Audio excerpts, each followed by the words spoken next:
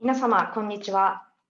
本日は、オンラインセミナー、デンマークと日本においての水道事業のスマート化とデジタル変革 DX にご参加いただきまして、誠にありがとうございます。まず最初にいくつか、お伝えしたいこと、ご連絡したいことがございます。本日の、オンラインセミナーですが、デンマーク側からのプレゼンテーションは英語で行われます。もし日本語で、お聞きになりたい場合は、画面下の、通訳ボタン、この地球儀のボタンですね、こちらを押していただきまして、日本語を、選択願います。また、当オンラインセミナーでは、質問を受け付けておりまして、すべての講演が終わった後に、質問に、ご対応できればと思っております。それら質問に関しましては、これも画面下の、Q&A ボタンから、ボタンを押していただき、こちらから、投稿願います。また、その Q&A 質問を、投稿いただく際には、どの講演者宛ての質問なのか明記いただけましたら大変助かります。申し遅れましたが、私はデンマーク大使館の田中泉と申します。本日司会進行を務めさせていただきます。どうぞよろしくお願いいたします。それではまず最初に、開会の挨拶といたしまして、駐日デンマーク王国大使館大使でございますピーター・タクソン・イェンセンの方からご挨拶させていただきます。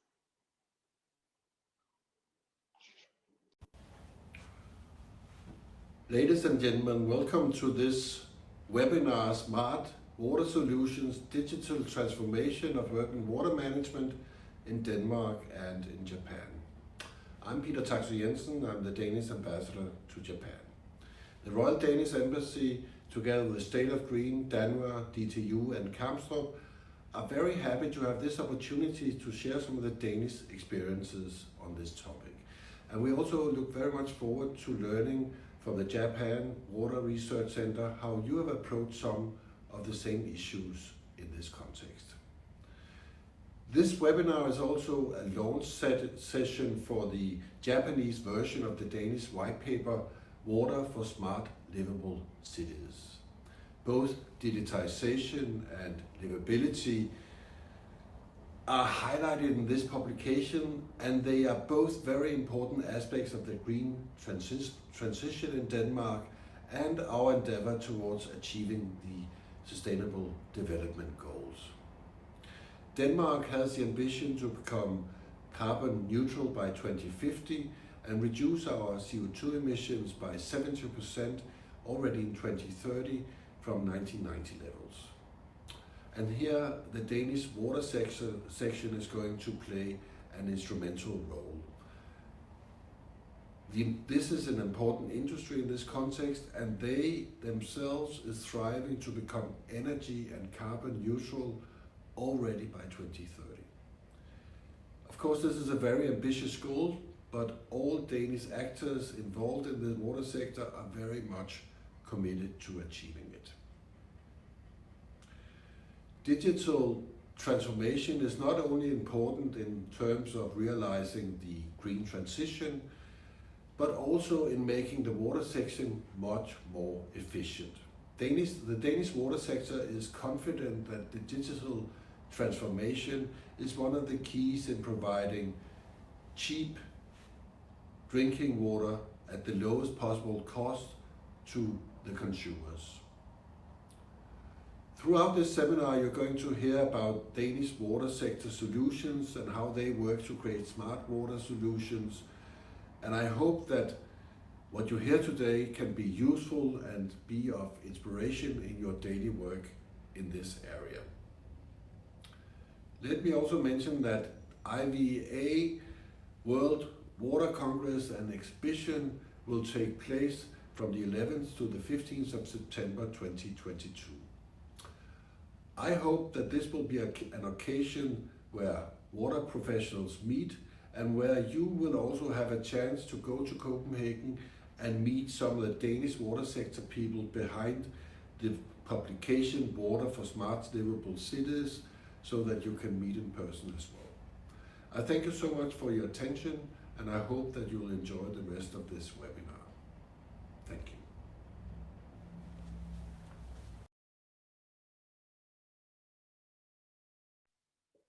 ありがとうございます。大使からの開会の挨拶を、お聞きいただきました。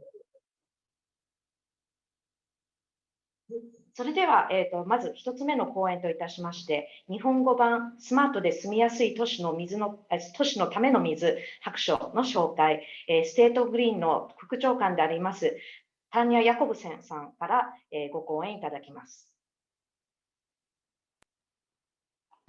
Yes, good morning in Denmark and good afternoon in Japan. Thank you for joining this webinar. My name is Tanya Jacobsen. I am the Deputy Director of the Public-Private Partnership State of Green, where we try to share some of the lessons learned here in Denmark when it comes to water management and green energy with the rest of the world. I'm also the chief editor of the new publication we've published called Water for Smart Livable Cities. Denmark is very proud to be taking over as host after the very successful IWA Congress in Tokyo in 2018. It was supposed to take place last year, then this year, but because of the pandemic, it has been postponed till September 2022. But we are very much looking forward to hosting this event. And we've decided together with IWA that the theme for this Congress should be water for smart livable cities. This is a topic that is very dear to us here in Denmark. It's one that we've been focused on for many years. And as part of the lead up to the Congress, we have created this publication called Water for Smart Livable Cities, where we present a Danish take on how rethinking urban water management can transform our cities to become cities of the future. In collaboration with the Danish Embassy in Japan, we have translated the publication into the Japanese, and we are hoping that after this webinar today, you will find some of the topics so interesting that you will go to our website and download it and be inspired to maybe collaborate with some of the Danish stakeholders. Later today, you will hear from two of the other editors of the publication, Mrs. Miriam Feilberg from the Danish Water and Wastewater Association, and Peter Steen Mikkelsen, who is a professor at the Technical University of Denmark. Some of the key elements that are in this publication and that we think are important to focus on when you talk about water for smart livable cities are these that you see here on the screen. Water is a key element or can be a key element in urban transformation. And that's really what we want to show and also hope to foster discussions about at the IWA Congress in September next year. But first of all, there are some fundamentals that are necessary in order to create smart and livable cities. First of all, you have to be able to provide the city with efficient and safe drinking water. We have to look at urban wastewater management and how it's not just a problem for the city, but actually holds a lot of potential in terms of resource recovery and energy production. And then we need to look at how we can make sure we create resilient and livable cities through stormwater management. It's also important to know that all cities are not an island, they are basin connected, so they need to work together across city boundaries in order to both ensure there's enough drinking water for the population, but also in terms of managing climate adaptation across administrative borders. Across of all these fundamental topics, there are also some issues we need to focus on. One of them is what the topic of today's webinar is: digital transformation of urban water management. We need to create more smart water solutions, and today you will get some presentations of how we can do that. We also need to have strong urban water management governance structures so that we have a well-functioning water sector. And finally, we need to create an environment that fosters innovation and partnerships. And that is also one of the things that we address in the publication. I would like to show you a quick video that sort of sums up what the publication is about. And here it is.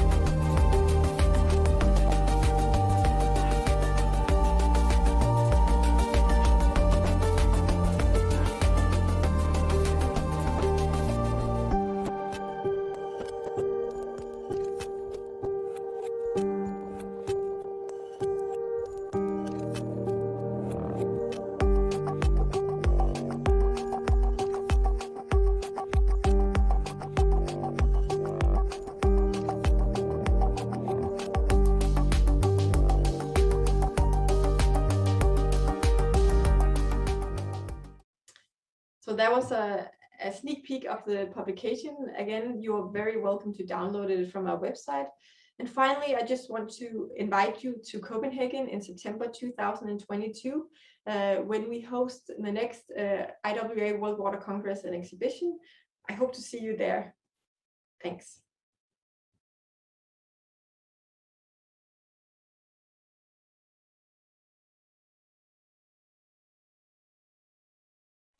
はい、タンニャさん、どうもありがとうございました。すみません、一部、画像が少し、悪くなっているところがあるかと思います。この後またテキストの方でお送りしますが、資料に関しては、URL をお送りします方から、ダウンロードしていただくことも可能です。はい、それでは、次のプレゼンテーションに、移らせていただきます。次のプレゼンテーションは、水とデータの流れを作るデジタル化進行中。デンマーク工科大学 DTU の教授でいらっしゃいますピーター・スティン・ミケルセンさんからのプレゼンテーションになります。それではお願いいたします。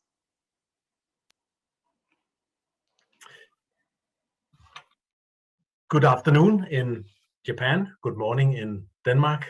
My name is Peter Steen Mikkelsen, and I'm a professor at the Technical University of Denmark, and it's my pleasure to talk to you today about water and digitalization and water for smart livable cities.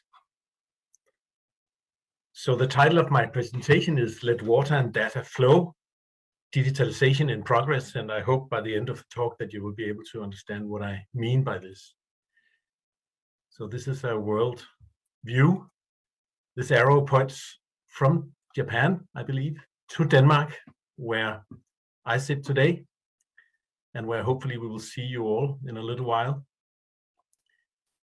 The Danish water sector has been undergoing a lot of innovation in the past 50 years, starting back from the 1970s, where we started focusing on the big water pollution issues and established the first environment ministry in the world. If you take a look at history, it's actually a pretty fascinating history, but also depicts a very widely branched and fragmented sector with many opposite interests at stake. And if we go very quickly through all the things that have happened over the decades, I don't want to go into detail with everything here, but you can probably see that it's becoming gradually more and more complex. Many more issues every decade, new things pop up that play a role in the water sector. And we look very much forward to see you hopefully next year in September 22 to showcase some of these things. The mega trends that currently shape the water sector, of course, there are many. The very important one is a call for sustainability, here illustrated with the United Nations global goals, especially with relation to the IWA, the International Water Association, and the urban water management paradigm in Denmark. There's a very strong coupling between water management and a strive for more livable cities. And then lastly, but not leastly, there's at the moment a strong push for digitalization. And for your information, there's an interesting report from the International Water Association out on digital water. In September 2018, the International World Water Congress took place in Tokyo, Japan. And one of the keynotes given by Claudia Sadov impressed me a lot. It's actually given rise to many thoughts in my head about what the water sector needs. And she showed this very interesting image illustrating that at the time where the world reached the time where the Millennium Development Goals were supposed to be reached and looked ahead towards the demands for universal access to water that is expressed, for example, in SDG 6, that really something completely new is needed, because this is going to be a very steep journey. So simply to get in the direction of the global goals, we need to initiate what I would like to call a blue transformation. We need to make a very large transformation of water management to get anywhere near the global goals. And how to initiate such a transformation? Well, the hypothesis that I propose here is that we need to initiate a digital transformation to make the water sector more efficient and effective, more innovative, less fragmented, and more sustainable. We did a couple of years ago in Denmark a sector development project where we from the university interviewed the entire water sector and summarized this in a report that was presented in Parliament. And this report basically summarized the sector's joint need expressed as we need simply to go in the direction of letting both water and data flow more freely to further develop the sector. And this came out in a report that a lot of Danish contributors took part in shaping. For this to happen, we need also ideas to converge. And I will just give one example here. There's a very interesting book out by David Sedlak on what he calls the fourth water resolution, Water 4.0, which is arguing a lot for more circular principles used in the water sector. At the same time, Water 4.0 is also used for the whole digitalization movement of the water sector. And I think to really make success here, we need to integrate these two views. But what does digitalization really mean? In the English literature, we distinguish between digitization, digitalization, and digital transformation. At the top left, I illustrate digitization with a map. This is a terrain model, a digital model of the terrain where you can see that water settles in lakes and puddles here and there. In Denmark, we've had over the past 10 years a very, very strong development in the direction of making digital terrain models at a very high level of detail and making this data freely available to the public, giving rise to many innovations and new companies emerging that can provide services based on these kind of products. So digitization is about converting what used to be analog information into digital information. Digitalization is something else, something more perhaps. It's about making value out of the data comes in continuous time. Here it's illustrated in two ways. The first image here is a smart meter, which is recording water demand or water consumption at the household level. These are installed in many Danish households nowadays. And the image to the right is actually an aeration aggregate in a wastewater treatment plant. And such an aeration aggregate consumes a lot of energy. In Denmark, we also have energy production from windmills. And there's a strong movement going on, for example, at the moment, in making a wastewater treatment plant not energy consumers, but energy producers, and making them able to interact with the smart grid, which already has large portions of wind energy.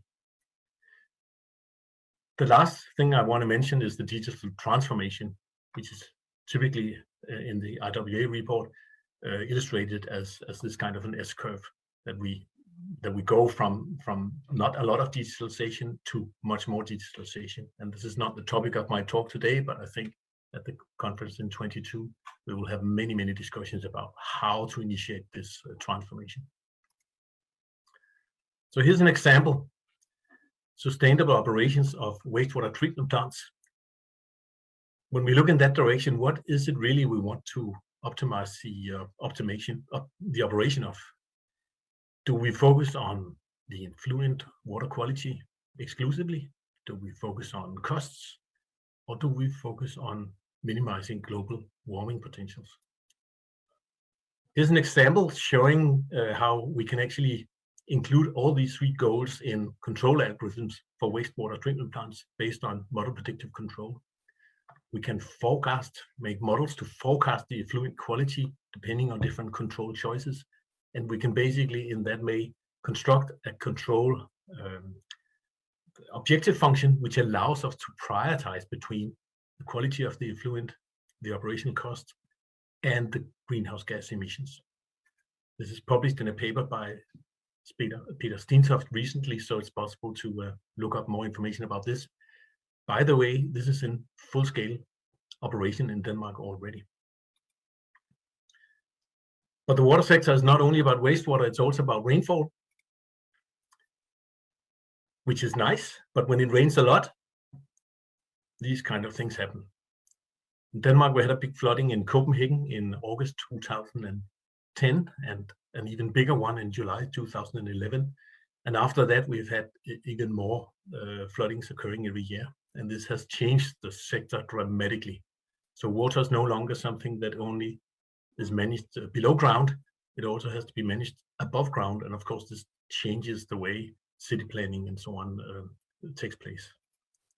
In Copenhagen, there's quite a visionary cloudburst management principle out. And that is about changing the appearance of the surface of the city over the next decades, providing what we call cloudburst roads, retention spaces, which means the city is no longer only for walking and driving cars and so on, and leisure time. It's also for storing and conveying water in the urban landscape. And this is a big change, and it's actually led to international recognition and interest now. For example, there's a paper out by an international research group, which really takes Copenhagen as one of the examples, illustrating how whole new knowledge systems are emerging around water management to create urban resilience to cloudburst events.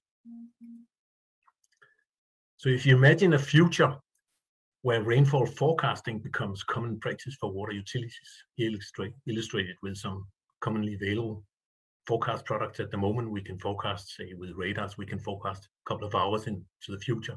With numerical weather prediction models, we can forecast in a high resolution 10 hours ahead, and in poor resolution even a couple of weeks ahead. This is Denmark behind. If you imagine something like this will be available in the future, what can we do? Well, here's an example. This is not fully implemented. This is an idea. Smart control taken to the next level to obtain more resilient and livable and sustainable cities. And the idea is that normal control concepts for sewer systems, they typically only are concerned with the underground infrastructure, the pipes, the storage, the combined sewer overflows, and so on. And why do we do this control? Well, it's in order to avoid having to increase the underground infrastructure capacity. Concrete and steel and space is very expensive. In literature, you also see at the moment control algorithm being developed for green roofs, for rain barrels, for blue-green surfaces that can store water in the urban landscape. And this links into the green infrastructure discussion. In China, they call it sponge cities. In Europe, nature-based solutions, where we build porosity in the underground and combine with vegetation to create a more livable urban expression. Now, we were thinking, how about combining these two ideas, the surface solutions and the green solutions and the cloudburst infrastructure, combine that with the idea of digitalization in the smart city? What can we achieve from that? So here's the same image that I showed before. There's a house here, a person standing there, a car, traffic light, and an underground sewer system. And once it starts raining, we imagine that the storage tank the rain barrel will fill up, and this little pond out here will also fill up. And they're filling up because the gates are closed. The next we could do was to have an automatic control that opens up the gates and starts letting the water into the sewer system. Continuing that until the point where the sewer system is almost filled up and just before it starts spilling via the combined sewer overflows. In that case, we close the street inlets and let the water flow along the cloudburst roads that are already designed for cloudburst resilience, and we lead the stormwater directly into the receiving water. And afterwards, we can allow the system to empty out. If we do this, we can actually reduce the combined sewer overflows a lot by simply utilizing the Cloudberry infrastructure for rainfall events that are smaller than the ones they are designed for. In this way, we can control when we see the water in the streets and when not to see the water in the streets. And we can save a lot of concrete and steel by doing this. So we save money, we create livability, and we combine the smart city and the livable city idea. We create sustainability. But of course, for this to make happen, we need to initiate a lot of innovation. This is also out in a paper by Nadja Lund. Be aware, this is only idea. We need a lot of practical innovation to make this happen. So thank you very much. In case you're interested in reading more about this, we have this Let Water and Data Flow report out, unfortunately in Danish. We've got the Water for Smart Livable Cities report, and it's now even available in Japanese. Thank you very much. はい、ピーターどうもありがとうございます。それでは、次の、スピーカーに、移りたく思います。次のプレゼンテーションはデンマークの水道ガバナンスとスマートソリューション。こちらはデンマーク上下水道協会ダンバの機構マネージャーでありますミリアム・ファイバーグさんからのプレゼンテーションになります。プレゼンテーションに移る前に、もう一度リマインドさせていただきたく思います。質問に関しましては、すべての講演が終わった後に、質疑応答で対応させていただきます。質問に関しましては、画面下にあります Q&A ボタンから、テキストでお送り願い、Q&A ボタンから、書き込み願います。その際に、どの講演者宛ての質問なのか明記いただけましたら大変助かります。それでは次のプレゼンテーションお聞きください。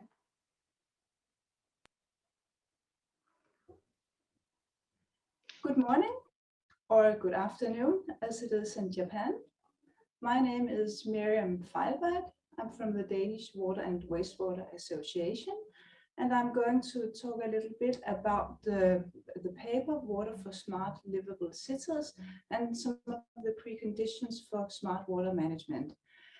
Before I start, I'd also like to say thank you to Izumi Tanaka for inviting me to present here today. And now I will proceed to present my organization, DANVA, the Danish Water and Wastewater Association. DANVA is the industry organization for water and wastewater treatment companies in Denmark. We have 120 members who are servicing more than 5 million people in Denmark. We are uniting companies that are involved in supply of safe drinking water, treatment management of wastewater, and handling stormwater and climate change adaptation activities. We are also supporting our members in developing, innovating new technologies and applying them in the Danish water sector and abroad. What we do is basically covering all the activities in the water sector, from afforestation to protect groundwater, supply of safe drinking water, making sure it gets to the consumers, and afterwards that it is treated and discharged safely into nature. In this presentation, I'm going to highlight some of the preconditions, in my opinion, for smart livable cities and for safe water supply and sanitation. I will look into the importance of having an economically independent water sector, the break-even principle, as we call it, the principle of full cost recovery in the water sector.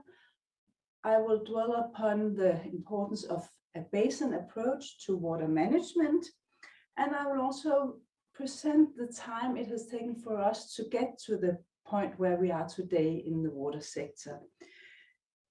The organization, the tradition, the technologies, the education of people in the water sector, this is all what it takes to have smart livable cities. When we're looking at where we are today, Denmark is a small country. We're 5.8 million people in Denmark. We also have a very small water consumption, only 104 liters of water per person per day. The price of 9.5 euro per cubic meter might seem high to you, but compared to the very low water consumption, it's actually a very low cost for the households. All the water that we use is groundwater that receives only minimal treatment. The water consumption, and I will get a bit more into this, has decreased 15% for the last 10 years. We have very low levels of water losses in the pipe networks. Almost all of the households are connected to wastewater treatment plants. And recently we have also developed climate change adaptation plans that are covering all the cities in Denmark. And as I said, it has taken quite some time to get where we are today. But Rome wasn't built in one day either. Starting from the cholera epidemics that were a reality in many places in Europe in the mid-19th century, it also happened in Denmark, in particular in Copenhagen in 1853, where thousands of people died of cholera. It started the development of safe drinking water supply, but with that also came later the need for treatment of wastewater.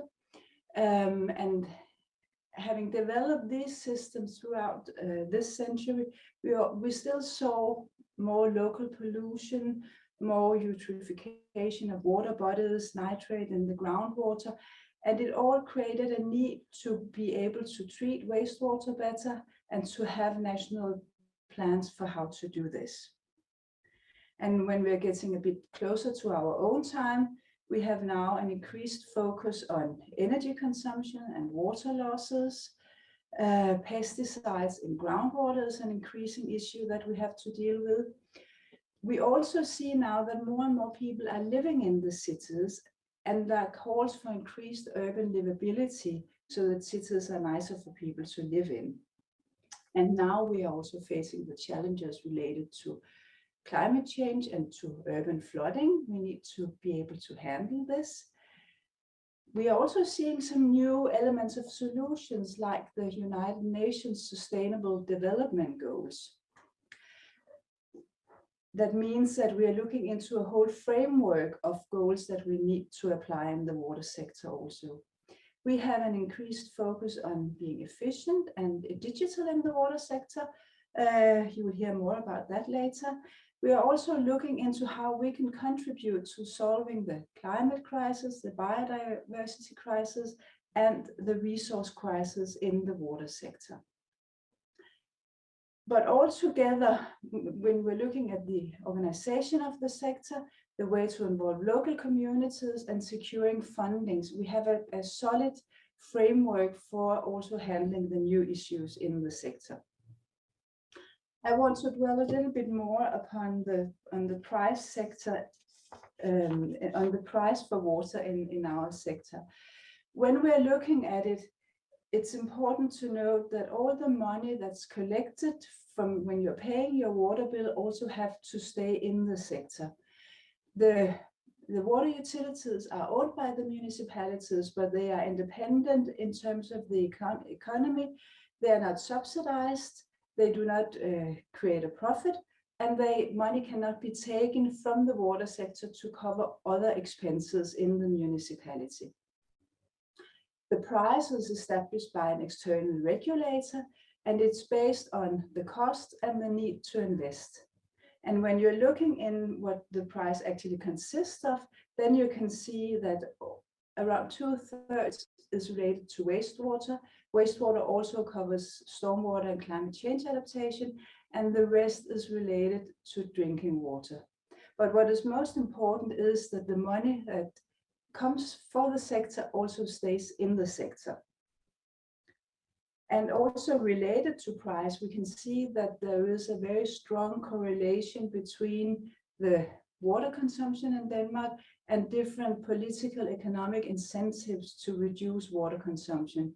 So when a new plan for instance, the aquatic environment has been introduced, prices have risen in the water sector and the water consumption has fallen. And you can see these different elements where we all see that the reasons behind the lower water consumption in Denmark. And of course, also combined with awareness in the communities about the need to protect our safe groundwater. We are also using this knowledge, our experience in organizing the water sector when we are working abroad. This picture is from a joint South African Danish water sector cooperation project, a project where we have been looking into funding water supply for communities south of Johannesburg, and understanding how important it is to have safe and reliable funding mechanisms is a part of the experience of the Danish water sector that we are also using in our international cooperation. Another issue, as I said, that I would like to touch upon is the fact that a livable city is also a basin connected city. A city is not an island, and you need to look into the surrounding areas to make sure that you get the water that you need and that you can abstract it safely. You need to have a basin perspective on water management. We see also in Denmark that cities are growing, and you need to secure water for the growing cities. And in a city like Copenhagen, for instance, it's not possible to get all the water you need within the city boundaries. You need to have cooperation agreements with the surrounding areas in order to get water from these areas to Copenhagen. We also see, when we are looking at climate change adaptation, that you cannot deal with stormwater and flooding just within the city boundaries.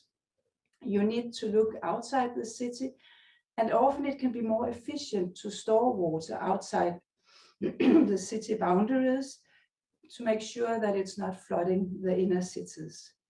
But in order to do this, we really need to have joint decision making, we need to have trust, and we need to understand that we are all depending on each other when we are handling water in the cities. We are also more and more seeing water as a key element in urban transformation. We are seeing a transformation in the cities now, where we are going from cities where the room for cars has been the most important feature of the city, the large grey roads, to a city where people and livelihoods for communities are the most important. We are also seeing that the presence of water in the city, in how we are developing and planning the city, is increasing biodiversity, and it's increasing the well-being of people who are in the cities, and it's also creating more value for the cities. This picture that you can see here, it's from a development plan for Copenhagen, where we are looking into how we can find room for the water to flow, to have green structures, to have ways to connect the green structures to each other, to have multifunctionality, and all of this is also increasing urban biodiversity.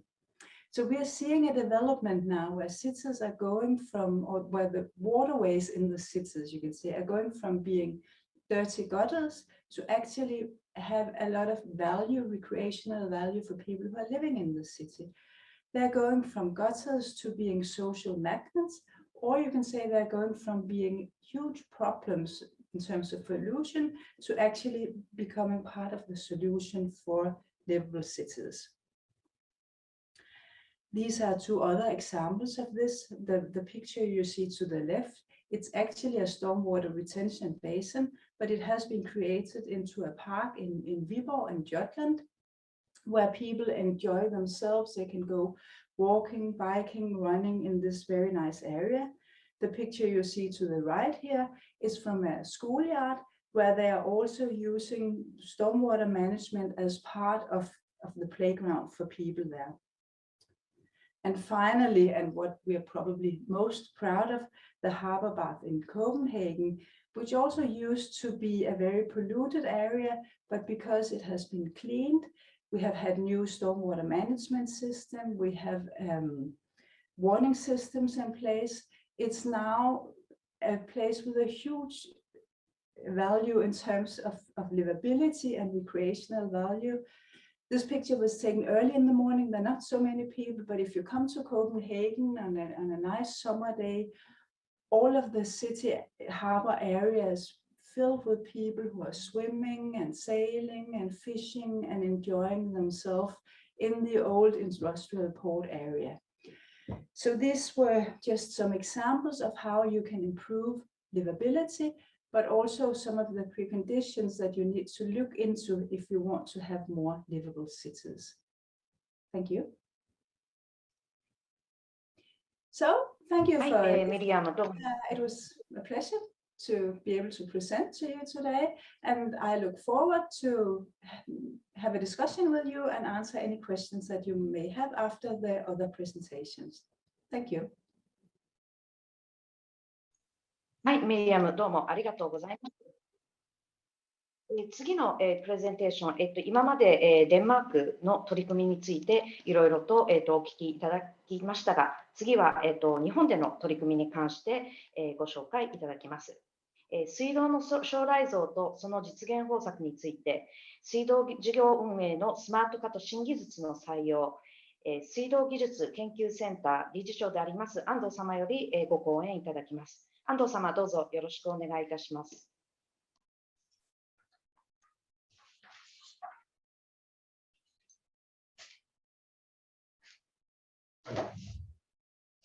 水道技術研究センター理事長の安藤でございます。田中さん、聞こえてるでしょうか。はい、聞こえております。映像をオンにしていただいて、あと、プレゼンテーションの方の、スクリーンシェアをお願いいたします。はい、少々お待ちください。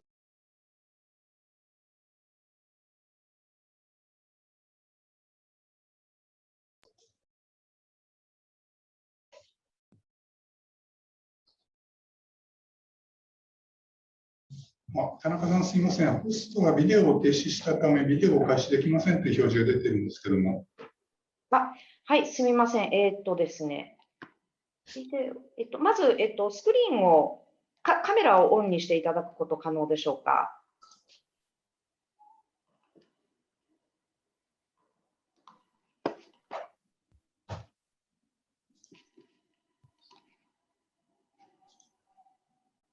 もしよろしければ、こちらでプレゼンテーションをシェアしましょうか。じゃあ、お願い。大丈夫そうですね。はい。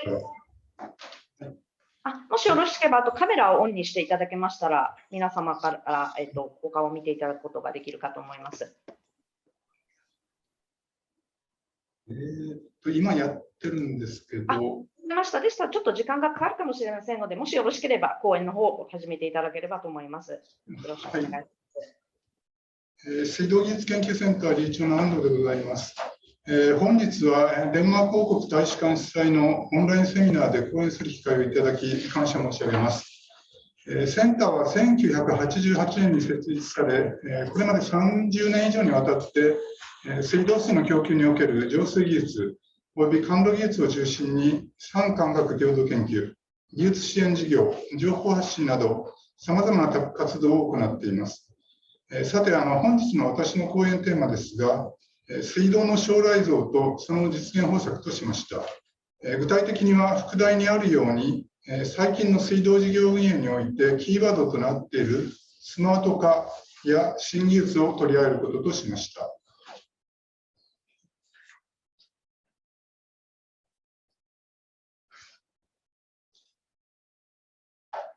次。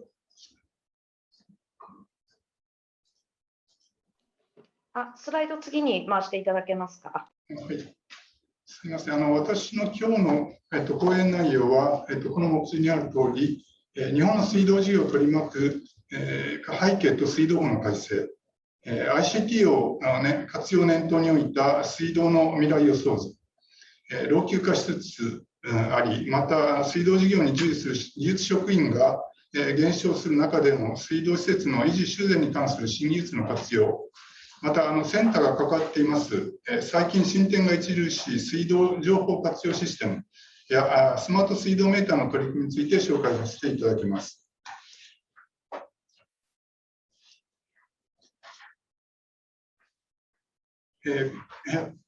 本題に入ります前に、このスライドは、日本の聴講者向けに、デンマーク王国と、デンマークの水道セクターの概要を紹介するものです。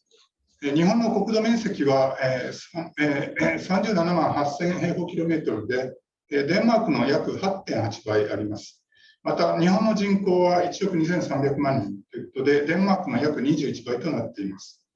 日本の水道水源の約 74% は地表水であるのに対して、デンマークはもっぱら地下水という大きな違いがあります。一方、水道事業の運営形態につきましては、日本もデンマークも公営、市町村園が主体であり、水道事業者の数が多いということも類似しているようです。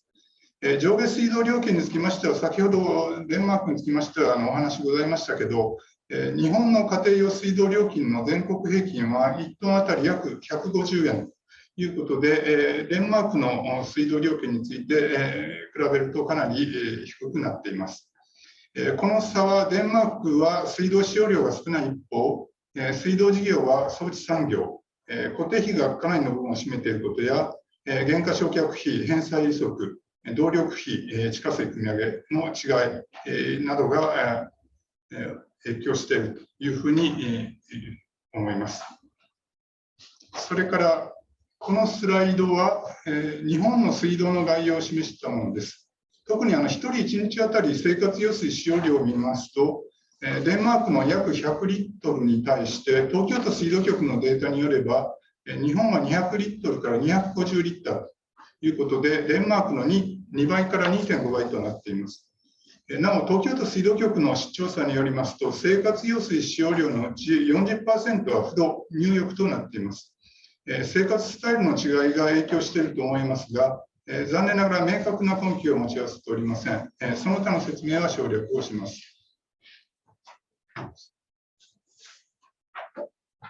これから本題に入ります。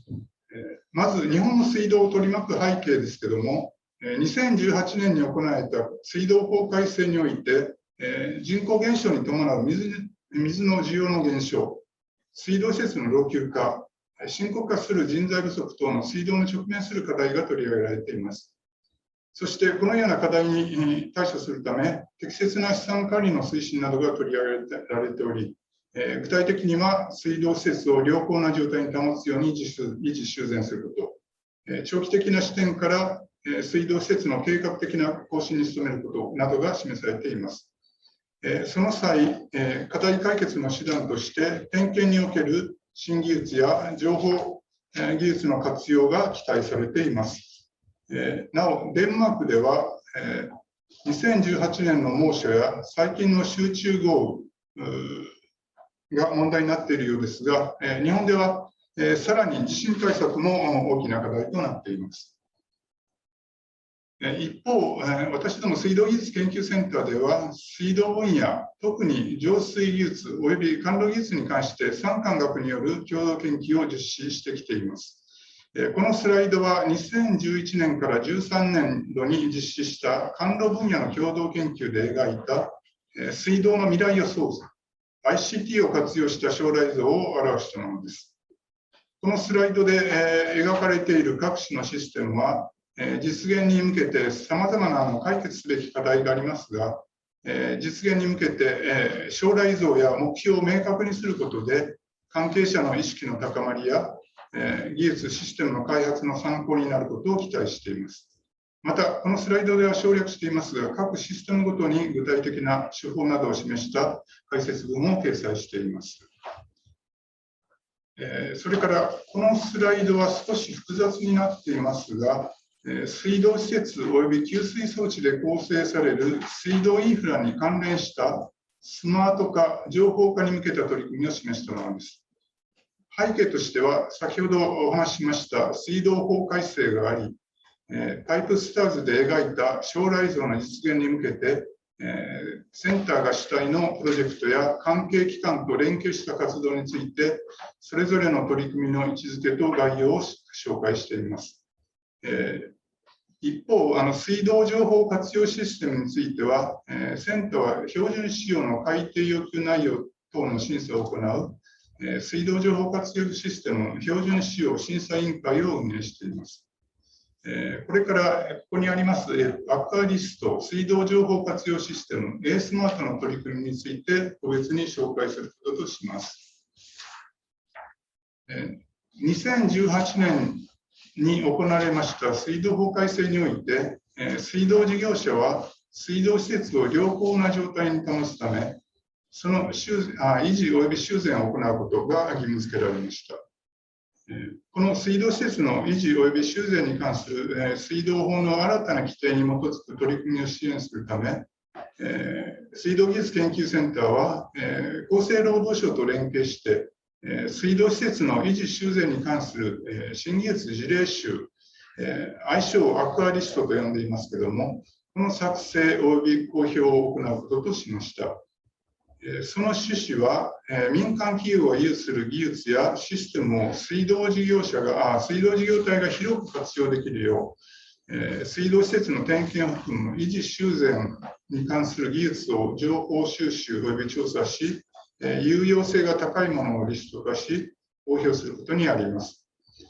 なお、このアクアリストにつきましては、先週月曜日5月10日に新技術の募集を開始したところです。また、水道行政を所管する厚生労働省水道課は、新技術の導入を推進するため、先進的な新技術の導入事例に関する詳細調査を行うとともに、センターと連携し、新技術を用いた具体的な点検方法や活用事例を取りまとめることを表明しています。このスライドの下の写真は、厚生労働省水道課が本年3月に開催した全国水道関係担当者会議において、新技術の活用イメージとして紹介したものですが、このような例示に限らず、水道施設の点検を含む維持修繕に関する新技術を幅広く募集し、先ほどお話ししたとおり、センターは厚生労働省と連携し、新技術を用いた具体的な点検方法や活用事例を取りまとめる予定です。次の話題は、水道情報活用システムです。このシステムが構築された背景ですが、2015年当時、センターは経済産業省からの委託により、水道事業における CPS、サイバーフィジカルシステム実装のための調査研究を実施し、私はこの調査研究の責任者の一人として、委員会の開催や報告書の取りまとめを行いました。この調査研究の背景とコンセプトは、このスライドにあるとおり、小規模水道事業体の事業運営が困難になりつつあり、その打開策として、水道事業の統合・広域化を進める必要がある。その際、CPS、サイバーフィジカルシステム、IoT がその促進力となるということでした。このことは何度もお話していますけれども、2018年の水道法改正の要点である、水道の基盤強化の手段の一つである、水道事業者間の広域連携や、水道事業の統合に向けての有力なツールとなるということです。特に水道システム全般や浄水技術で使用されている設備機器は、いわゆるベンダーロックインとなる恐れがあり、これが水道事業の統合の大きな障害となることです。これを解消し、標準化を図ることを目的としたのが水道情報活用システムとなります。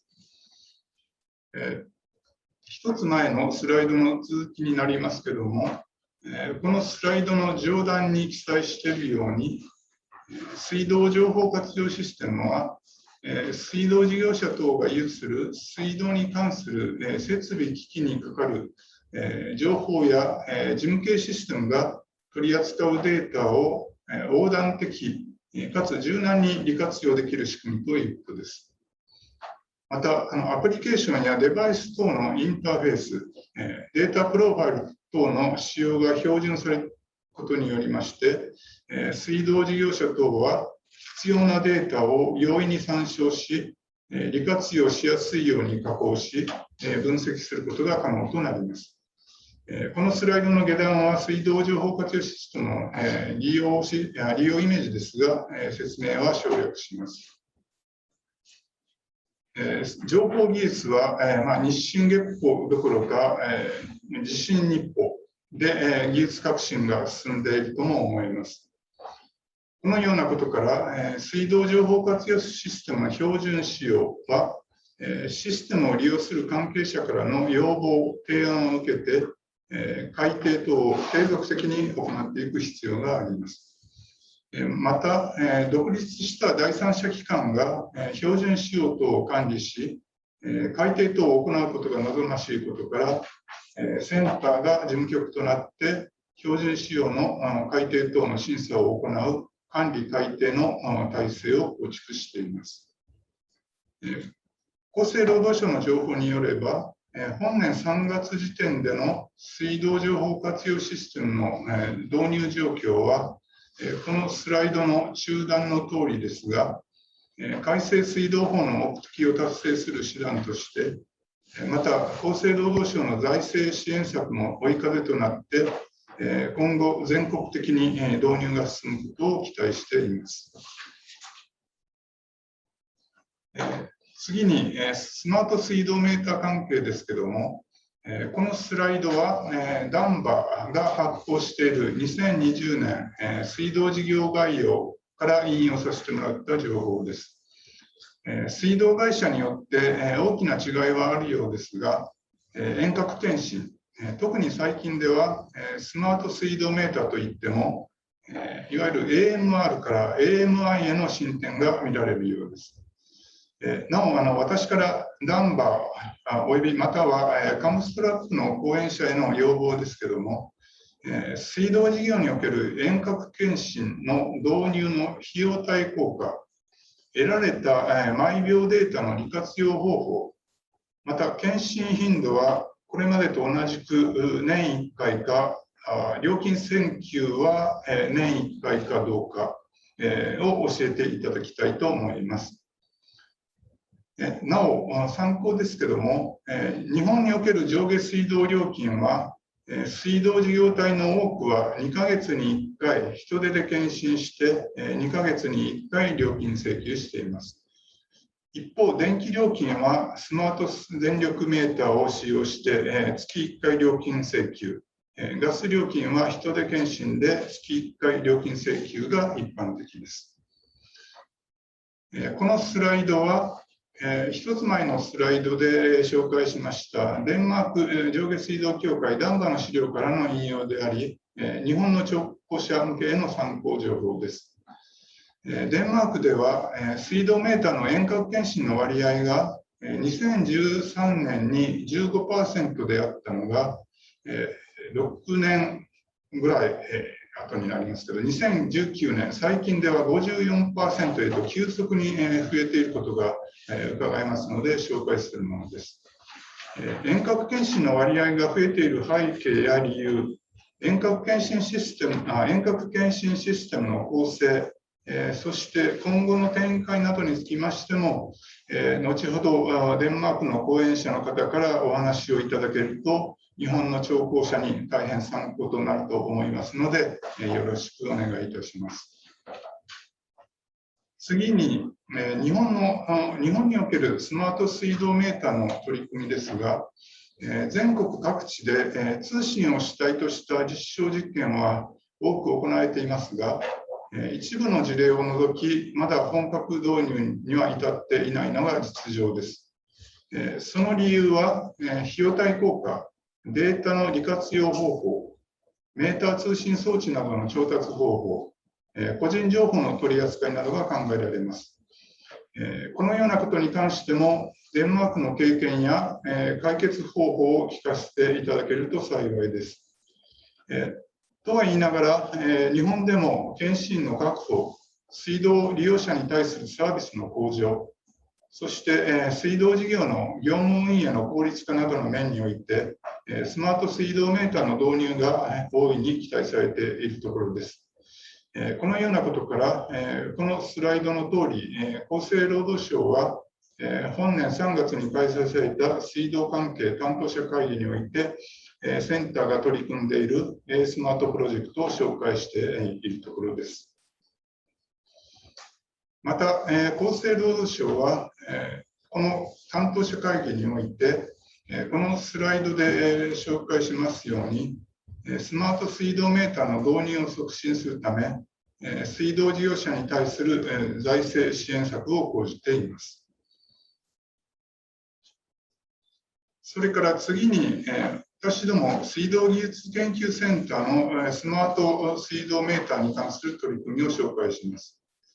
センターではスマート水道メーターの普及に向けて2017年8月から A スマートプロジェクトを開始しています。この A スマートプロジェクトはスマート水道メーターを導入する際に必要となる具体的な仕様などについて協議や整理を行い普及促進を図ることを目的としています。第1期プロジェクトではスマート水道メーターの検診に向けた手引きを作成しました。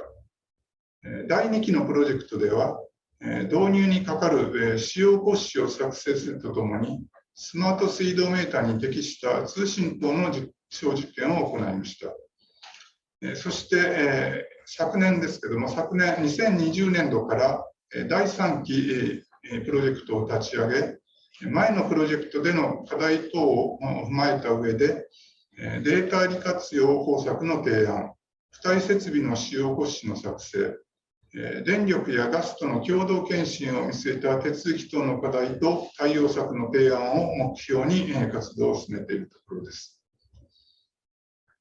このプロジェクトの体制としては、前のプロジェクトと同様に産官学の連携で行っています。この今進めています第3期プロジェクトでは、本年4月現在、学識者3名、水道事業体30団体、企業20社で進めているところです。プロジェクト会議を筆頭に、利活用検討チーム、使用等検討チーム、共同検診等検討チームの3チームに分けて活動しており、事業体ワーキングは各チームの取り組みに関する意見、提案などを行うこととしています。以上、日本における水道事業運営のスマート化と新技術の採用に関連した話をしました。本日のセミナーのような場での情報交流を契機に、水道事業が抱える課題解決に向けて、デンマークと日本の水道関係者の間の情報交流が進むことを期待しています。ご清聴ありがとうございました。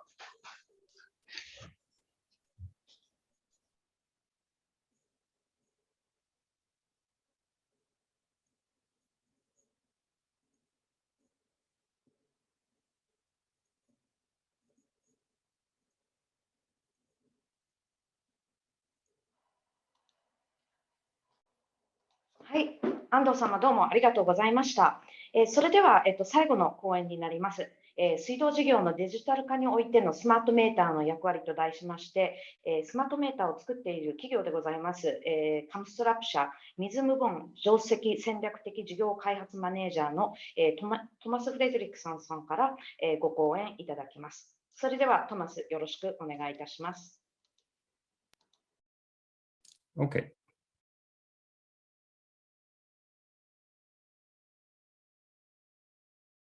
Hello, my name is Thomas Fredrickson from Kamstrup in Denmark, and I would like to say thank you for the opportunity to make this short presentation about Kamstrup and our technologies and our products. So let me get started with my presentation. Kamstrup actually is a company that has 3 different main business areas, where water, of course, is one of them. And the topic that we are going to discuss today. However, we also have 2 other core business areas, one being heat cooling, which is our original business area, and also electricity. So Kamstrup is providing measurement meters for all 3 core business areas, including, of course, electricity measurement meters also. Kamstrup actually is a company that just celebrated in April, 1 month ago. We celebrated the company's 75th anniversary. So Kamstrup is a fairly old company with a very long tradition and also experience in the areas of producing, as mentioned, meters for both heat cooling, electricity, and also for waters. So a company with a very, very long tradition in this area. Kamstrup has always been very focused on innovation and on technology. And this is very clearly shown in the way the number of employees is split up. In total, Kamstrup is employing about 1,500 employees, but more than 300 of those employees are working in our R&D area. So that is a huge portion of our colleagues are actually driving and developing technologies and new products for Kamstrup on a continuous basis. So this is a very large portion of our staff that is directly involved in making our products and developing new technologies.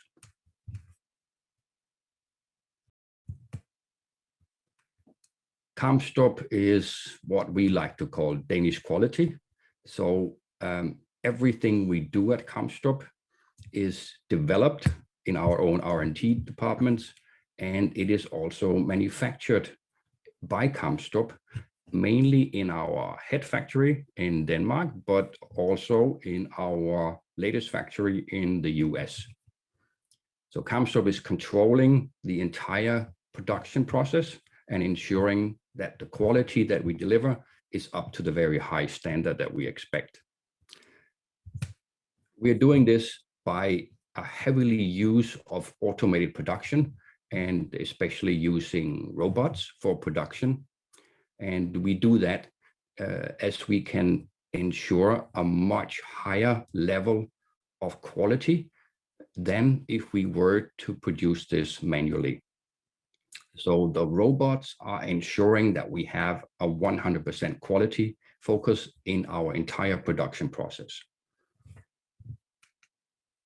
I think it's a good example of how small the world has become, because I'm doing this presentation for our connections in Japan, and basically all our robots in our factory are Japanese robots.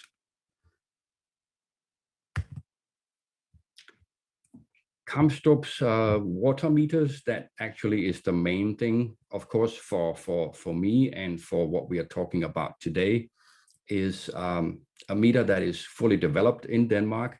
And the latest version here is handling 2 temperature classes, as you can see, T30 and T50. The meter is approved officially to a dynamic range up to R400. And the meter size goes from 1.6 to 2.5 and 4 cubic meters.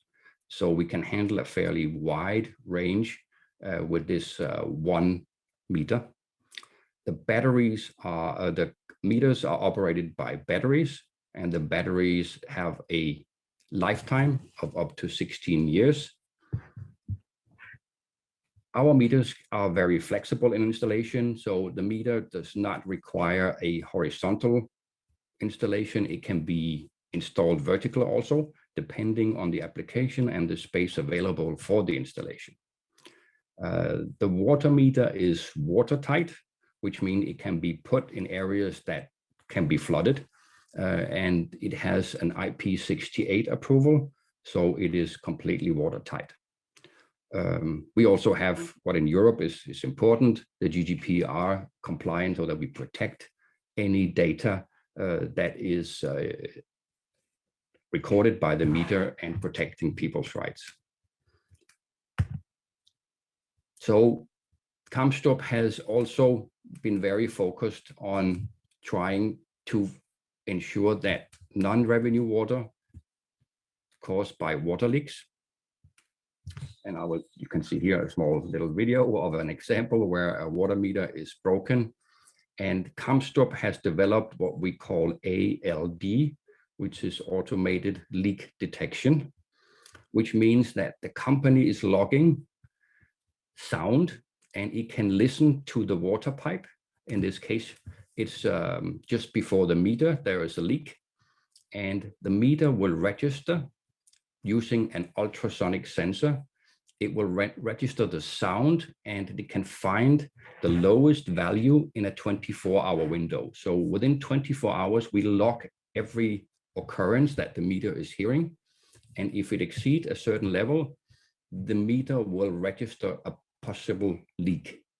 So this is a huge advantage. And here it looks like it's in a house, and probably a leak that would have gone unnoticed, and a leak that can cause problems for the foundation of a home or any other area. So this is a very, very important feature of what Kamstrup can do. And of course, this is a standard part of this type of meter. Non-revenue water, which is actually caused by leaks like the one I just showed, is of course a big challenge, because it is very difficult for utilities to find where is the leak. And it's like finding a needle in a haystack. So where do you start? If you know that there is a leak somewhere, you can see it, but you don't know where to look. There are a lot of possible solutions. And of course, if you have a meter that is constantly monitoring your network, it is much easier to actually find that needle in the haystack and ensure that the water loss is controlled and shut down as quickly as possible. So our technology ALD will be a very, very important factor in doing that. We have tried to take some data from 4 different countries in Denmark, Germany, Finland, Norway, Sweden, 5 countries, to try and analyze where are leaks typically happening. And here you can see the 2 main areas for leaks as an average in those 5 countries, which is very diverse, with Sweden, Finland can be very, very cold, Denmark, Germany less cold. So it's a good distribution of information. As you can see, 36% is leaks and burst on main pipes, which is not what we are measuring with our meter, but 31% is leaks on connection pipes. And this is where our ALD technology can constantly monitor and listen to any possible leaks. So about 1/3 of leaks, and as an example in these 5 countries, can actually be detected by our ALD.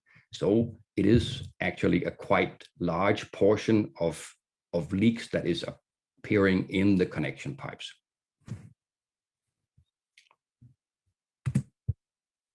Kamstrup is working on the ultrasonic measuring principle.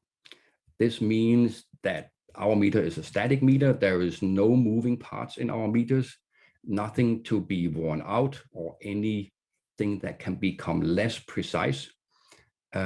We have 2 transducers inside the meter that is sending an ultrasonic signal in each direction. And depending on the flow that goes through, the speed between the 2 signals going back and forth, as you can see in the middle, that will be influenced by the volume of water going through the pipe. And by this way, we can actually calculate the actual volume of water going through the meter. So this is a very simple, but also extremely precise way of calculating the volume. And again, even after use over a longer period of time, there will be no difference in the how precise the meter is actually measuring the water going through the meter. So this is a very stable way of measuring your volume. And we have used this both in our heat cooling division for many, many, many years, and now also in our water division, and have a very positive experience with using ultrasonic measurements. This is a very short example that we have done here using 2 new meters. We have used a very traditional mechanical meter, and in the red line, illustrated here by the red line, and we have used a Kamstrup ultrasonic meter, illustrated by the black line. And with this is on the horizontal axis, you have volume of water going through, and on the vertical, you have error of the measurement. So typically, mechanical meters will be less precise when there is a low flow going through the meter, and as the flow increases, a mechanical meter will typically get more and more precise. However, it does mean that with low flows, there are differences in the measurement, where we at Kamstrup are very focused on ensuring that our meters are calibrated and will always measure the exact precise figure, even when there is a very, very low flow going through the meter, as illustrated here by the black line. So this is the difference between a mechanical with moving parts meter and a static meter like Kamstrup using ultrasonic technology. Kamstrup has as a standard built-in a number of info codes to help the utility to see if there is any problems. I'll just go through a few of the examples here to give you an idea of what is a standard in our meter. Our meters will immediately detect if water is flowing in the wrong way. So if anything is happening, if there is a pressure created somewhere in the water distribution system, that means the water will go the wrong way. Our meters will immediately issue an alarm. Of course, as I've mentioned, we also have alarms for leaks and burst. And here the difference, of course, being that the leak is a very slow water loss, and the burst is simply the pipe has been completely broken and burst. Then we have dry, means that the meter has no water. So something has happened, and that is not supposed to be a regular occurrence, that the meter is completely dry, and it will give an alarm if that has happened. Tamper means that if somebody has tried to influence the meter, break into the meter to try to influence the measurement, that will immediately give off an alarm. So you can see that somebody has tried to do something unauthorized. For systems that are connected to AMI, so automated systems sending signals to the utility by radio, if the radio is suddenly off, you will have an alarm.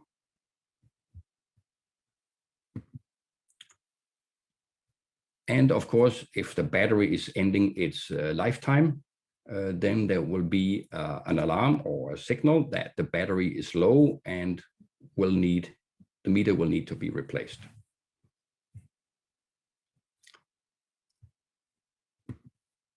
We also have a number of info codes in the system where we actually will record these number of issues mentioned here. The first one being ambient temperature low, which means that the meter will actually measure if the temperature is lower than what you have set in your settings, and the measurements are executed continuously every minute.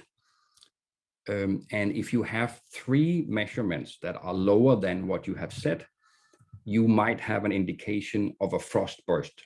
So you can actually, if you're installing the meters in cold areas, you can set the temperature at a level where you want to know if there is temperatures lower than that point, and the meter will automatically tell you that if it has found 3 occurrences and give you an alarm.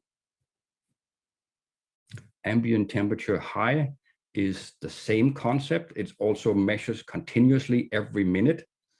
And if you again have 3 points higher than the settings you have set for the temperature of being high, then that can be an indicator for undesirable organic growth or negative risk of the water quality, that the quality actually becomes so warm that you can have bacteria or any other things, unwanted things into the water. So also a very important information. Flow above max flow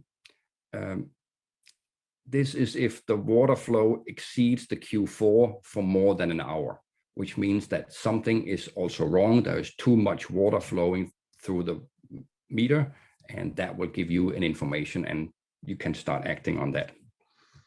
No consumption means that if the meter has registered there is no flow whatsoever going through the meter for 15 days.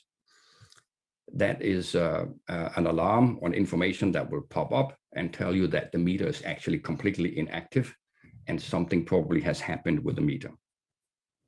The battery information, of course, is an indication to help you ensure that the battery is not running out. But as I mentioned in the beginning, our meters will have a minimum of 16 years of battery lifetime.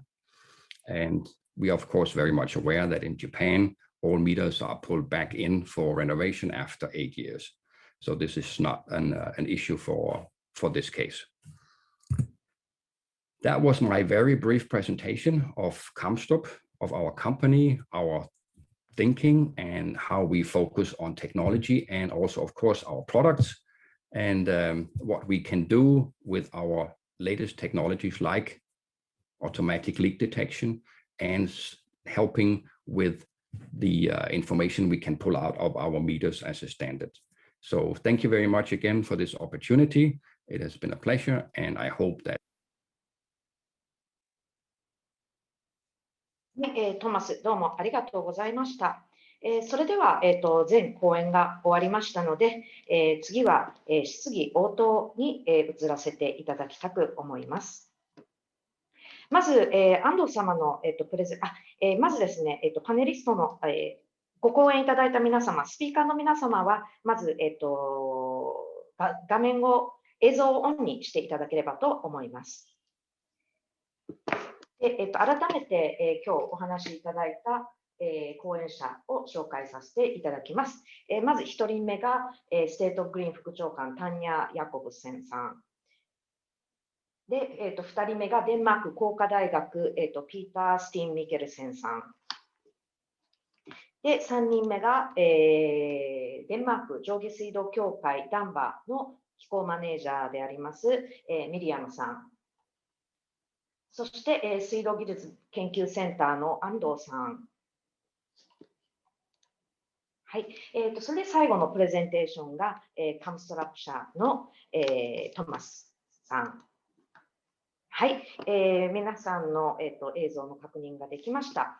まず、Q&A、質疑応答なんですが、何度かご案内させていただいておりますが、Q&A ボタンの方からぜひ、質問していただけましたら、幸いです。まず、最初の1問目なんですけれども、安藤さんのプレゼンの中で、デンマーク側に聞きたいことがあるというふうに言っていただいていた点に関して確認させていただきたいと思います。まずはですね、質問はこれは多分ミリアムとトマス両方になるかと思うんですけれども、費用対効果でしたかね。すいません、ちょっと今、英語で質問を見てしまっていてあれなんですけれども、デンマークでスマートメーターを導入するにあたっての費用対効果をどのように、考えているかという点、がまず1問目になります。まず、その点、その返答を、ミリアムか、トマスにお願いできますでしょうか。Yeah, I can start answering the question, and then perhaps Thomas can follow up because I'm sure he has some more specific details on the price of the meters and so. But basically, when the water companies today are in very large numbers introducing smart meters, that is because it is economically sustainable to do that. As I have explained, they're working on and full cost recovery principle, so all the operations have to be financially viable. And there are of course some costs for the change of the meters to smart meters, but on the other hand, you save a lot of costs because you don't have to do any reading of the meters. But I think maybe Thomas has a bit more detail on that.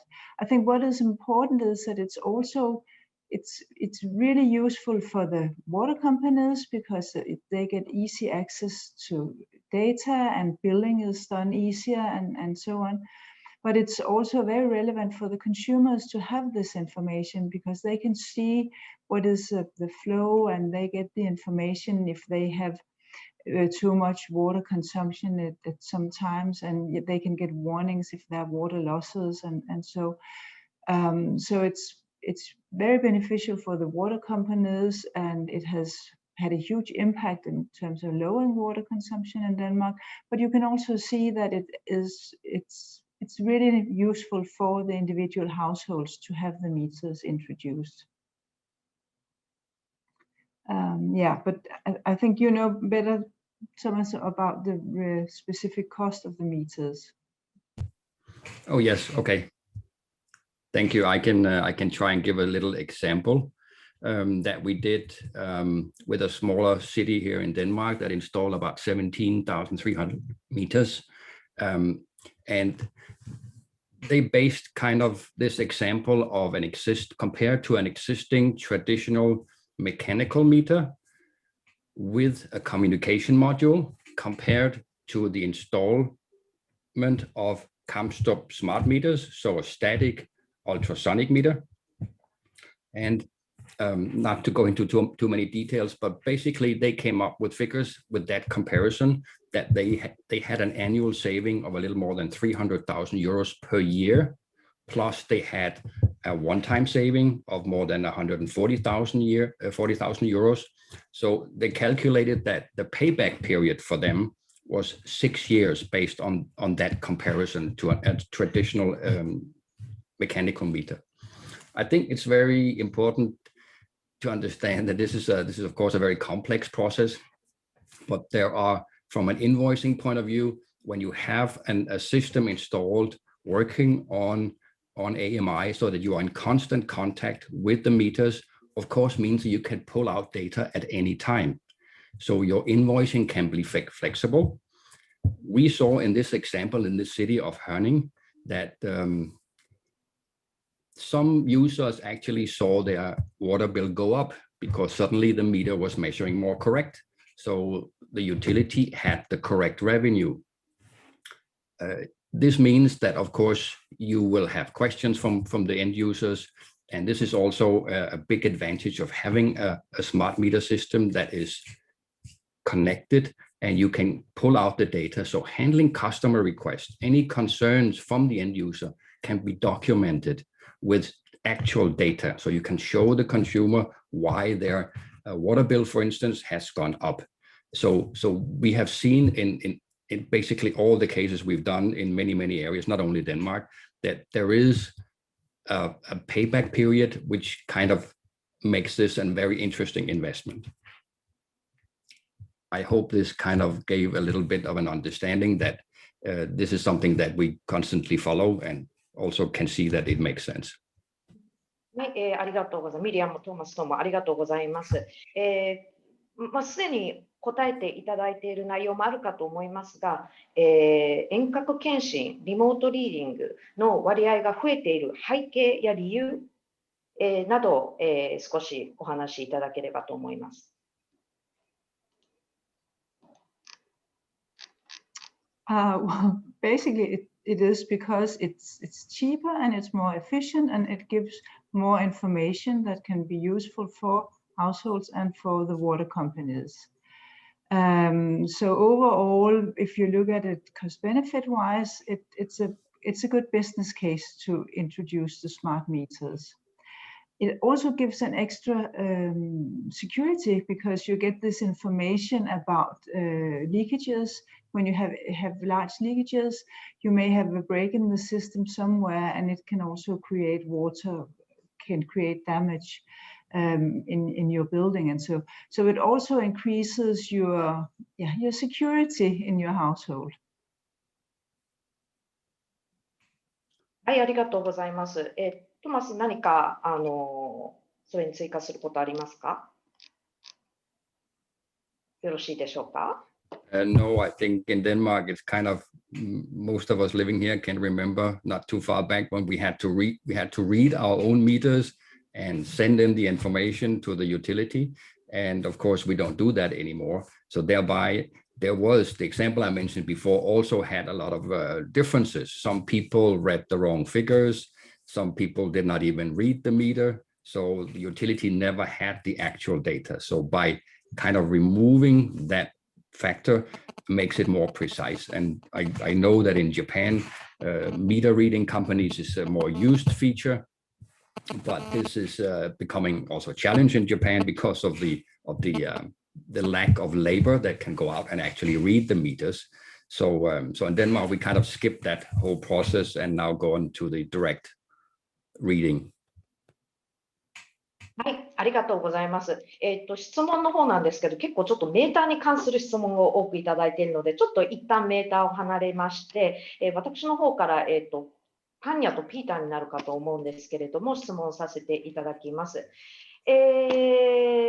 確かピーターのプレゼンテーションの中で、メガトレンドっていう中で、サステイナビリティとか、あと SDGs っていう言葉も出てきたと思いますが、デンマークの水道事業体が、ウォーターユーティリティーズが SDGs に取り組みにあたって、どういう課題があって、どういうふうにそれを克服していっていると思いますでしょうか。パンやなしにピーター、ミディアムでもいいですが、もしよろしければご質問ください。答えていただければと思います。I can start, but I think definitely Miriam will have a lot to say about this topic. Well, I would like to make a connection to what we just talked about with data and metering, actually, because smart metering is obviously a good reason for knowing the water consumption at a detailed level for all the purposes we heard about. But it's actually also a way to know how much wastewater we are producing, and the whole wastewater collection system. In some countries, it's mostly separate sewer systems. In other countries, it's combined sewer systems. We have big difficulties with knowing how much wastewater is in the pipes and how much should be in the pipes, to what extent it's really the wastewater or it's groundwater infiltration into the pipes and so on. So what I'm arguing for when we want to go in the direction of more integration, more sustainability and sustainable development goals is that when we look at data sources, try to utilize them also for integrated purposes. As for example, the smart metering can be used also as an indirect measurement of wastewater, so that we can better close the whole water cycle in the urban areas and regulate the whole water industry better for more efficiency and environmental sustainability and so on. So that was just a technical kind of point, but obviously Danish utilities, they are working a lot with implementation of SDGs, and I think Miriam is probably the better person to talk about that. Yeah, thank you, Peter. Maybe if you, because I can talk about SDGs in the water sector for a very long time. What was more specifically the question? Sorry. 日本語で話します。どこの国の水道事業体も、SDGs っていうのはどちらかというと新しいことであって、それを取り組みにあたっていろいろ課題があるかと思います。で、デンマークの水道事業体はどのような課題を、見出していて、それにどのように、対応しているか、その SDGs に対応するにあたって。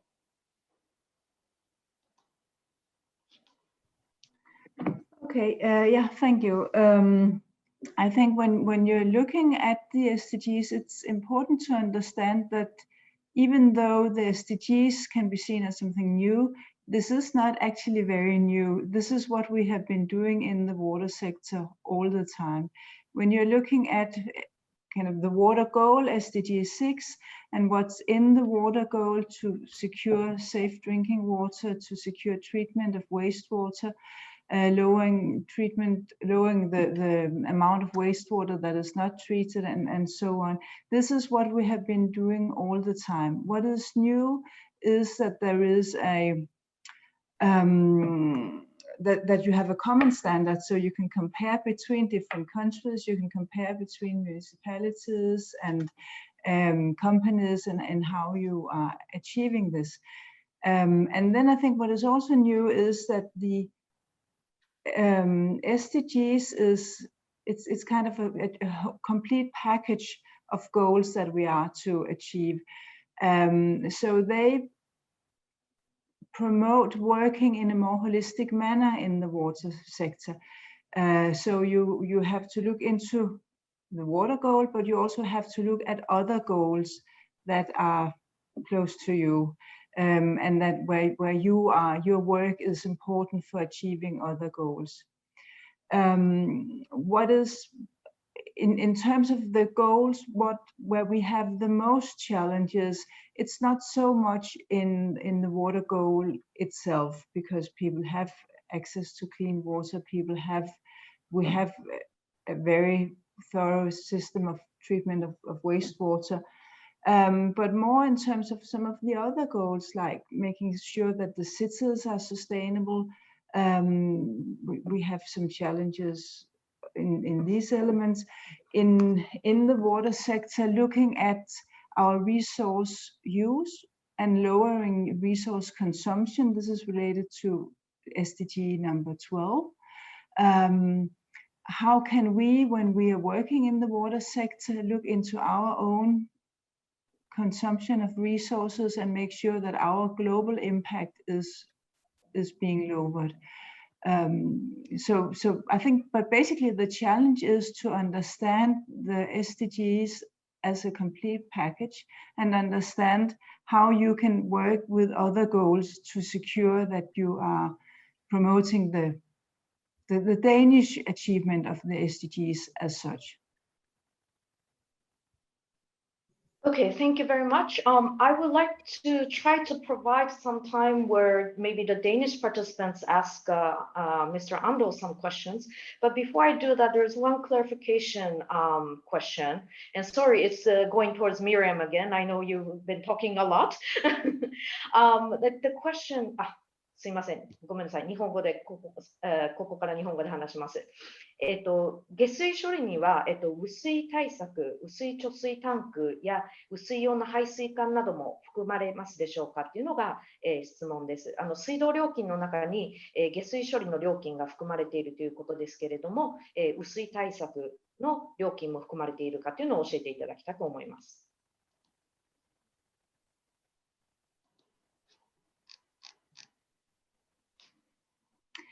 Yes, the price includes handling of daily rain, stormwater and daily rain. Not when you have really heavy rain. You have some service targets, and they vary from city to city. They're established by the municipality. But basically up to 10-year rain, or a 10-year rain event, it's covered by the water price, and above that you have to pay extra for that, and a very basic level, because there are cases where you also find it funded in other ways, but daily rain and stormwater is covered by the wastewater charge. はい、ありがとうございます。実は3つぐらいちょっとメーターに関する質問があるんですけれども、これ終了前にカバーできればと思いますが、まずはデンマーク側のスピーカーの方々、もし安藤さんに何かご質問がありましたら、ぜひご質問いただければと思い、日本に関して何か聞きたいことがありましたら、ぜひ聞いていただければと思いますが、いかがでしょうか。マイクのミュートを外して話していただければと思います。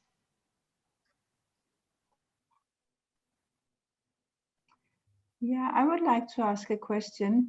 How much are you doing in terms of increasing awareness in order to lower water consumption? We can see in Denmark that it has had a huge impact, and smart meters or household metering is one of the elements to make people understand that they have a water consumption and then they can deal with it. But it's also information campaigns. And so in looking at your water consumption, I can't help think that maybe it would be important to have more awareness on the prices and the impact of water consumption.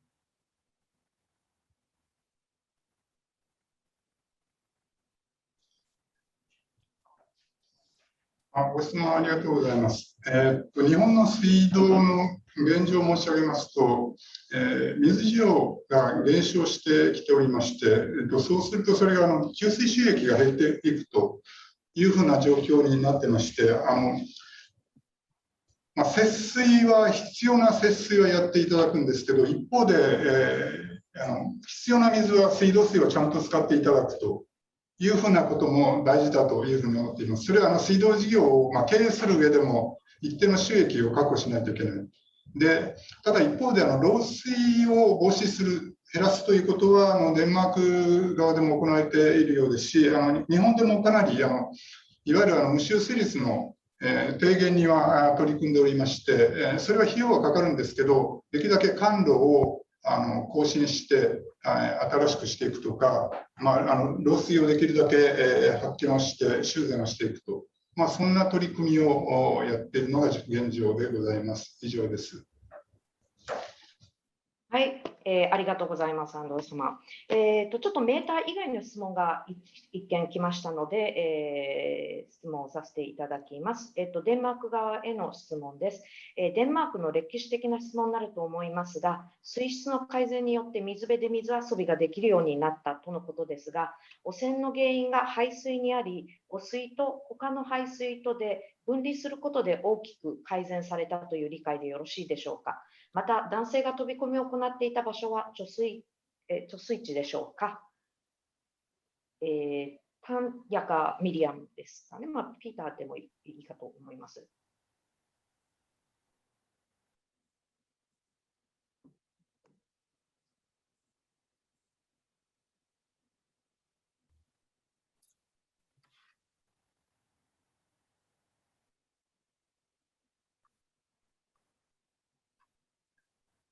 I can provide some answers to that.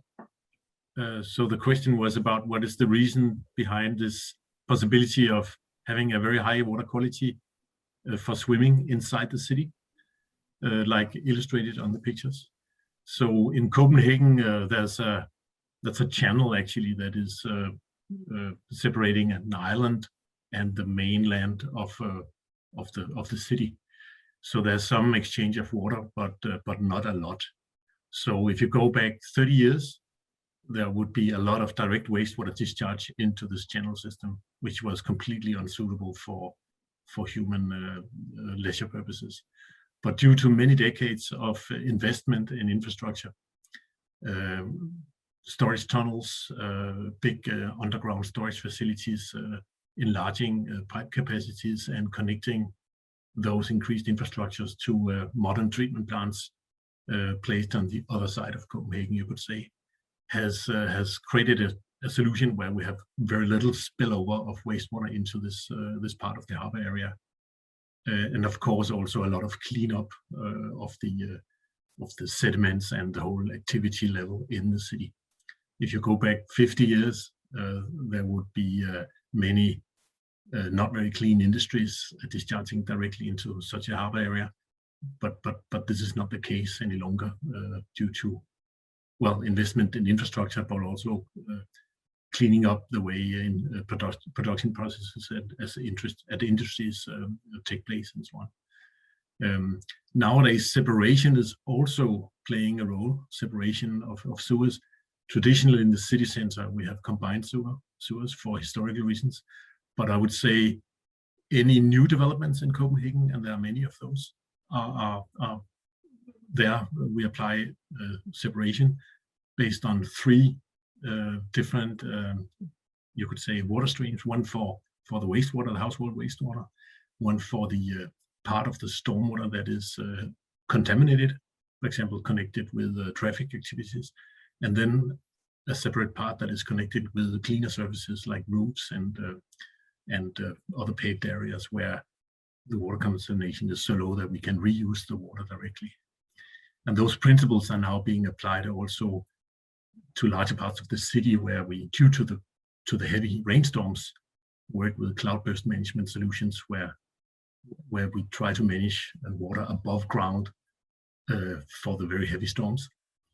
And maybe also some of the smaller storms like the examples the kind of imaginary example I was talking about. And that is of course only possible if we have relatively clean stormwater.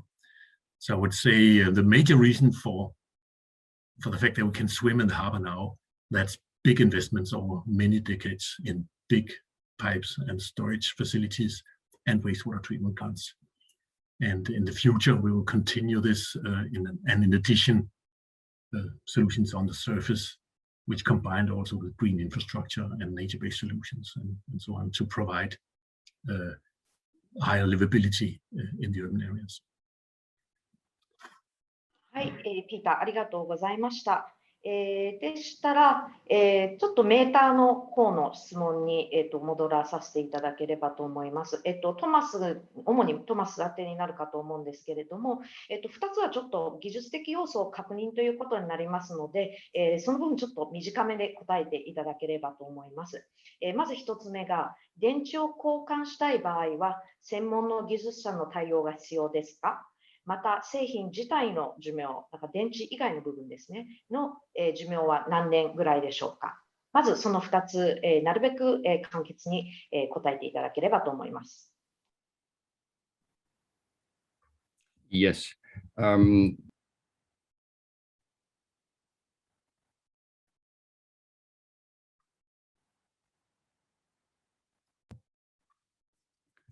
think that should be better. Can you hear me now? Okay. Our meters have the battery built in, and the meter, of course, because it's watertight, cannot be opened.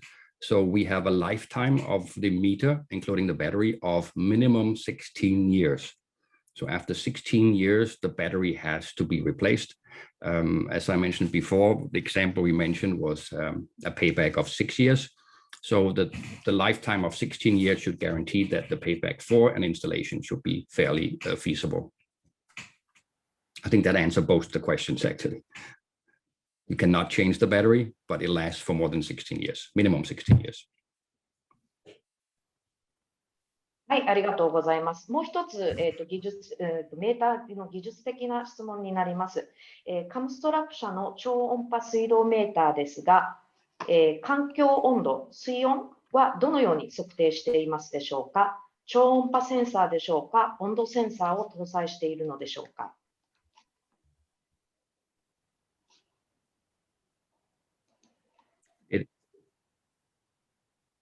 ？It is temperature. I think going into the very details is a little bit difficult, but if there's any interest in us doing that, we can, of course, I can be contacted directly and we can go into the really technical side of this, but it is the detail. It's not the ultrasonic, it's the actual temperature measurement. はい、簡潔にありがとうございます。それでは、もう一つ、メーターに関する質問です。水道事業のデジタル化においてのスマートメーターの役割について、カムストラプ社の講演についての質問です。記者のスマートメーターについて、既存のものや現在検討されているものより優れており、大変驚いていますが、こちらの製品は日本円ベースではどの程度の価格になるでしょうか？また価格的に高いものではないかと考えますが、水道事業において負担になっていないのでしょうか？これはデンマークの水道事業体ですね。といって負担になっていないでしょうか？お答えいただければと思います。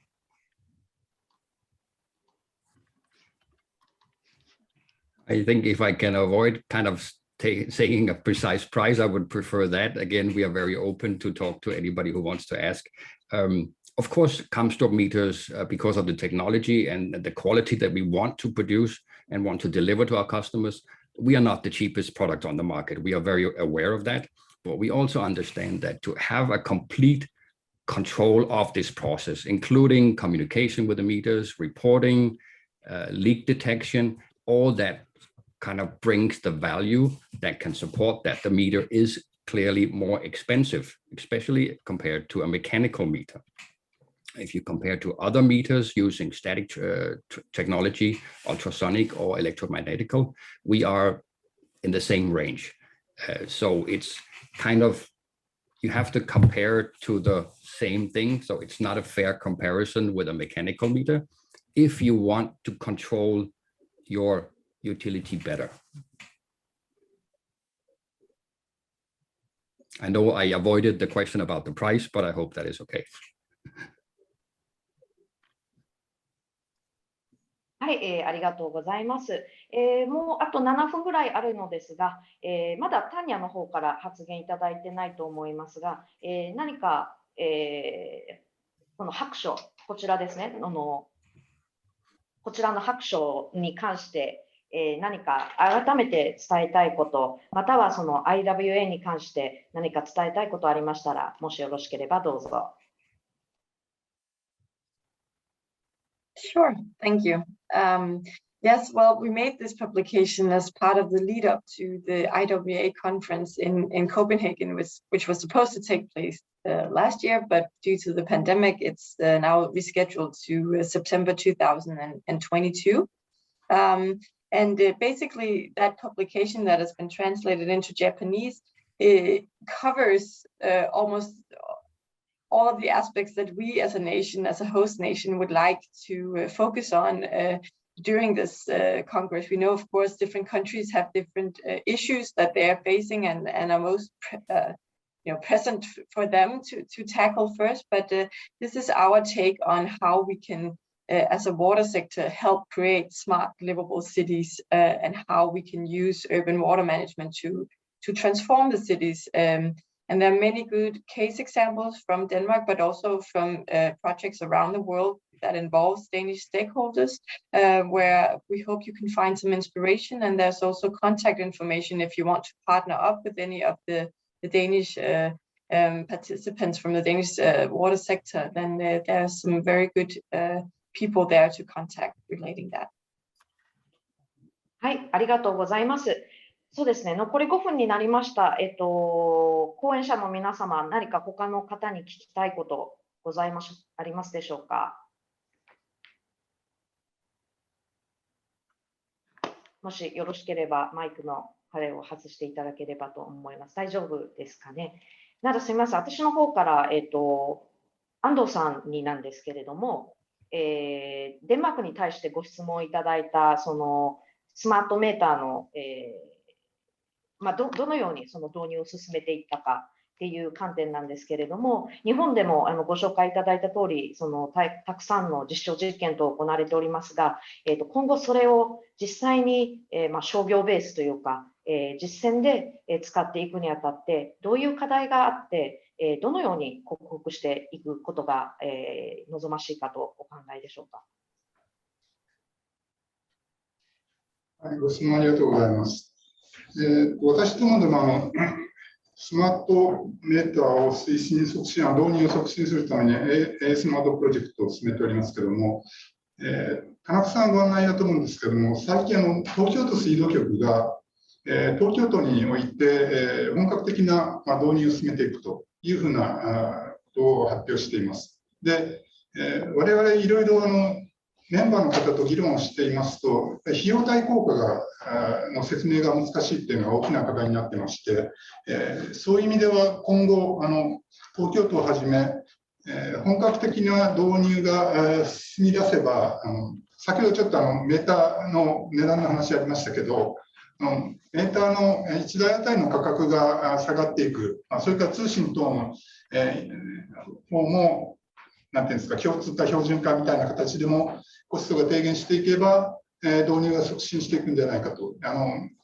今のところやっぱりそこが一番のネックではないかなと。そこが、かなり解決の方向に向かっていけば、日本でも、全国各地でそれぞれの事情に応じた導入、それぞれの事情というのは、雪国でなかなか冬場検診が難しいとか、大都市ではなかなかなんて言いますか、建物の中に入れないとかみたいな課題とかありますので、そういったことの解決に向けて導入が進んでいくんじゃないかというふうに期待をしています。以上です。はい、ありがとうございます。ご質問いただいていたその費用対効果とかいうところは本当に一番今後の導入にとってキーになるということで、デンマークは比較的導入が進んでいる中のそういう情報を今後提供できればと思っております。はい、それでは、少し早いですが、2分ほど早いですけれども、長いこの時間お付き合いいただきましたので、本日のオンラインセミナーを、ここまでと、したく思います。皆様長い時間お付き合いいただきましてどうもありがとうございました。最後になりますが、タンニャの方からも、何度かお話しさせていただきましたが、IWA 世界会議、展示会がコペンハーゲンで2022年9月11日から15日開催されます。ぜひその際には、デンマークコペンハーゲンに、お越しいただければと思います。また、こちらのスマートで住みやすい都市のための水、日本語での、デンマークの取り組み、デンマークの、企業や、水道事業体が他国で取り組んだ取り組みなども、こちらに紹介させていただいております。明日お送りさせていただくメールの中にこちらへのリンク、URL を提供させていただいておりますが、それとは別にこのように実際の冊子としても大使館の方で印刷しております。もしご入用でしたら、私の方までご連絡いただきましたら、発送させていただきますので、遠慮なくご連絡いただければと思います。それでは本日長い時間どうもありがとうございました。また今後ともどうぞよろしくお願いします。それでは失礼いたします。